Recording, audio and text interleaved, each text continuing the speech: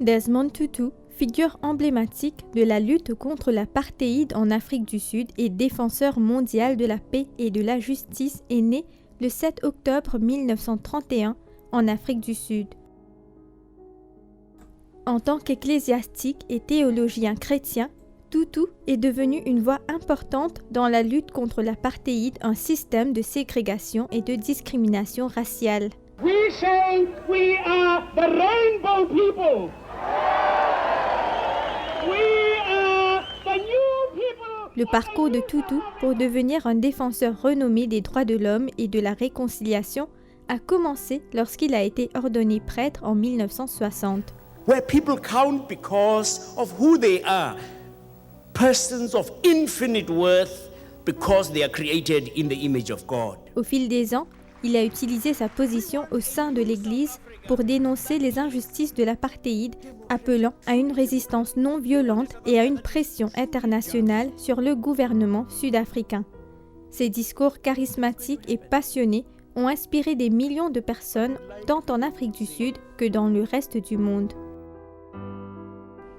En 1984, Tutu a reçu le prix Nobel de la paix pour ses efforts incessants dans la lutte contre l'apartheid.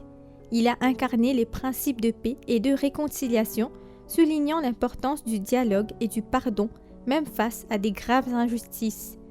Le leadership de Tutu au sein du Conseil sud-africain des Églises et son rôle d'évêque de Johannesburg puis du Cap lui ont conféré une influence considérable.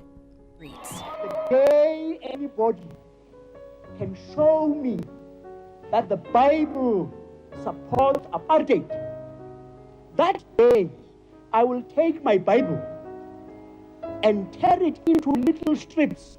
Après la fin de l'apartheid, Tutu a poursuivi sa mission en tant que président de la Commission Vérité et Réconciliation, un organe créé pour aider à guérir les profondes blessures du passé. Don't give up.